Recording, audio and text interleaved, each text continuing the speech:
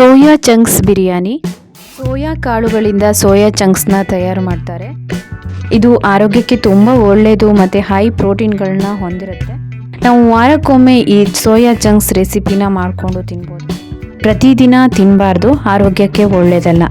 ಎಲ್ರಿಗೂ ನಮ್ಮ ಸೌಮ್ಯ ಅಡುಗೆ ಮನೆಗೆ ಸ್ವಾಗತ ಹಾಗೆ ನಮಸ್ಕಾರ. ಸೋಯಾ ಚಂಕ್ಸ್ ಬಿರಿಯಾನಿ ತುಂಬ ಈಸಿಯಾಗಿ ಬೆಳಗ್ಗೆ ಬ್ರೇಕ್ಫಾಸ್ಟಿಗೆ ಪ್ರಿಪೇರ್ ಮಾಡುವಂತಹ ರೆಸಿಪಿ. ಯಾರೆಲ್ಲ ನಮ್ಮ ಚಾನೆಲ್ನ ಸಬ್ಸ್ಕ್ರೈಬ್ ಮಾಡದೆ ನೋಡ್ತಾ ಇದ್ದೀರಾ, ದಯವಿಟ್ಟು ಸಬ್ಸ್ಕ್ರೈಬ್ ಮಾಡಿ, ಸಪೋರ್ಟ್ ಮಾಡಿ. ನಾನು 100 ಗ್ರಾಮಷ್ಟು ಸೋಯಾ ಚಂಕ್ಸ್ನ ತಗೊಂಡಿದ್ದೀನಿ. ಸೋಯಾ ಚಂಕ್ಸ್ನ 2 ಬಾರಿ ನೀರಲ್ಲಿ ತೊಳೆದು ಕುದಿಯುತ್ತಿರುವಂತಹ ಬಿಸಿ ನೀರಿಗೆ ಸೋಯಾ ಚಂಕ್ಸ್ನ ಹಾಕ್ಕೊಂಡಿದ್ದೀನಿ. ನಿಮಗೆ ಟೈಮ್ ಇದೆ ಅನ್ಸಿದ್ರೆ ಒಂದು 20ರಿಂದ 30 ನಿಮಿಷಗಳ ಕಾಲ ಸೋಯಾ ಚಂಕ್ಸ್ನ ಸ್ವಲ್ಪ ಬೆಚ್ಚಗಿರೋ ನೀರಿನಲ್ಲಿ ನೆನೆಸಿಟ್ಟು ನಂತರ ಸೋಯಾ ಚಂಕ್ಸ್ನ ಹಿಂಡಿ ಅದರಲ್ಲಿರುವ ನೀರನ್ನ ತೆಗಿಬೇಕಾಗುತ್ತೆ. ನೀರಿದ್ರೆ ಟೇಸ್ಟ್ ಬರೋದಿಲ್ಲ. ಆದ್ರಿಂದ ಸೋಯಾ ಚಂಕ್ಸ್ನ ಚೆನ್ನಾಗಿ ಹಿಂಡಿ ಅದರ ನೀರನ್ನ ಸೋಯಾ ಚಂಕ್ಸ್ನ ಮಾತ್ರ ಯೂಸ್ ಮಾಡಬೇಕು. ಒಂದು ಕುಕ್ಕರ್ನ ಸ್ಟವ್ ಮೇಲಿಟ್ಟು 2 ಚಮಚದಷ್ಟು ಎಣ್ಣೆ, 1-2 ಚಿಟಿಕೆಯಷ್ಟು ಅರಿಶಿನ ಪುಡಿ, 1/4 ಸ್ಪೂನಷ್ಟು ಉಪ್ಪು, 1/4 ಸ್ಪೂನಷ್ಟು ಮೆಣಸಿನ ಪುಡಿ ಹಾಕಿದ ನಂತರ ಸೋಯಾ ಚಂಕ್ಸ್ನ ಹಾಕ್ಕೊಂಡು ಚೆನ್ನಾಗಿ ಫ್ರೈ ಮಾಡಬೇಕು. 30 ಸೆಕೆಂಡ್ಸ್ ಫ್ರೈ ಮಾಡಿದ್ರೆ ಸಾಕಾಗುತ್ತೆ. ಅದರಲ್ಲಿರುವ ನೀರಿನ ಅಂಶವನ್ನು ಸಹ ಡ್ರೈ ಆಗುತ್ತೆ ಮತ್ತು ಉಪ್ಪು ಖಾರ ಚೆನ್ನಾಗಿ ಹಿಡ್ಕೊಳ್ಳುತ್ತೆ. ತುಂಬ ಟೇಸ್ಟಿ ಆಗುತ್ತೆ ಅನ್ನೋ ಕಾರಣಕ್ಕೆ ಈ ಥರ ಮೊದಲಿಗೆ ಸ್ವಲ್ಪ ಫ್ರೈ ಮಾಡ್ಕೊಳ್ಬೇಕು.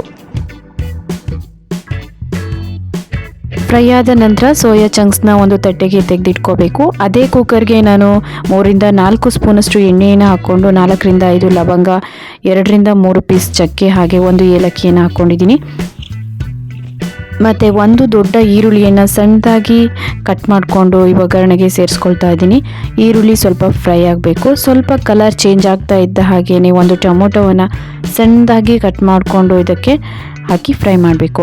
ಈಗ 1 ಚಮಚದಷ್ಟು ಉಪ್ಪನ್ನು ಸೇರಿಸ್ಕೊಂಡು ಟೊಮೊಟೊವನ್ನು ಫ್ರೈ ಮಾಡ್ತಾ ಇದ್ದೀನಿ.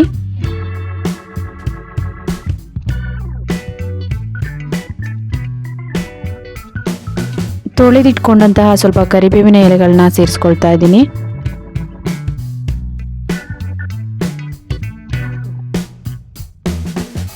ಒಂದು ಚಮಚದಷ್ಟು ಶುಂಠಿ ಬೆಳ್ಳುಳ್ಳಿ ಪೇಸ್ಟ್ ಹಾಕ್ಕೊಂಡಿದ್ದೀನಿ.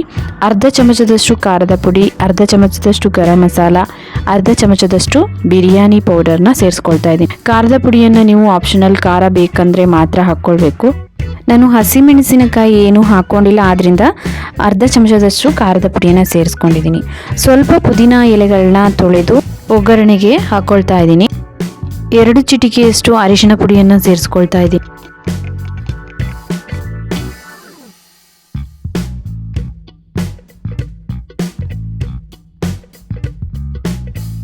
ಮಸಾಲೆ ಎಲ್ಲ ಫ್ರೈ ಆದ ನಂತರ ನಾವು ಹುರಿದಿಟ್ಕೊಂಡಂತಹ ಅಥವಾ ಫ್ರೈ ಮಾಡಿಟ್ಕೊಂಡಂತಹ ಸೋಯಾ ಚಂಕ್ಸ್ನ ಇವಾಗ ಈ ಒಗ್ಗರಣೆಗೆ ಸೇರಿಸ್ಕೊಳ್ಬೇಕು.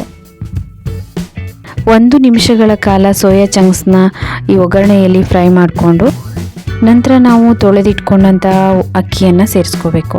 1.5 ಲೋಟದಷ್ಟು ಸೋನಾ ಮಸೂರಿ ಅಕ್ಕಿಯನ್ನು ತೊಗೊಂಡಿದ್ದೀನಿ ನಾನು. ಇದನ್ನು ಚೆನ್ನಾಗಿ ನೀರಿನಲ್ಲಿ 2 ಸಾರಿ ತೊಳೆದು ಈಗ ಈ ಒಗ್ಗರಣೆಗೆ ಸೇರಿಸ್ಕೊಳ್ತಾ ಇದ್ದೀನಿ.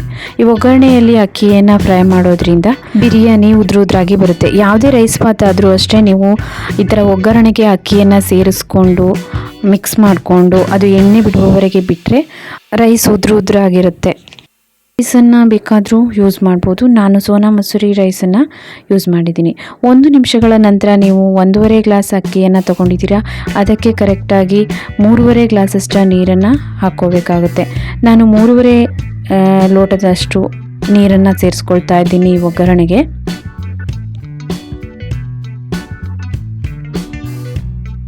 ಕೊಡಬೇಕು.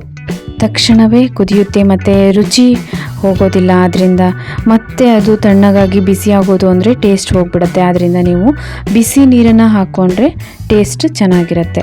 ಈಗ ನಾನು ತೊಳೆದು ಕಟ್ ಮಾಡಿಟ್ಕೊಂಡಂತಹ ಕೊತ್ತಂಬರಿ ಸೊಪ್ಪನ್ನು ಸ್ವಲ್ಪ ಸೇರಿಸ್ಕೊಂಡಿದ್ದೀನಿ. ಹಾಗೆ ಅರ್ಧ ಲಿಂಬೆಹಣ್ಣನ್ನು ತೊಗೊಂಡಿದ್ದೀನಿ. ಅದರಲ್ಲಿ ಸ್ವಲ್ಪ ರಸವನ್ನು ಹಾಕ್ಕೊಳ್ತಾ ಇದ್ದೀನಿ. ಪೂರ ರಸವನ್ನು ಹಾಕೋದಿಲ್ಲ, ಸ್ವಲ್ಪ ರಸವನ್ನು ಸೇರಿಸ್ಕೊಳ್ತಾ ಇದ್ದೀನಿ.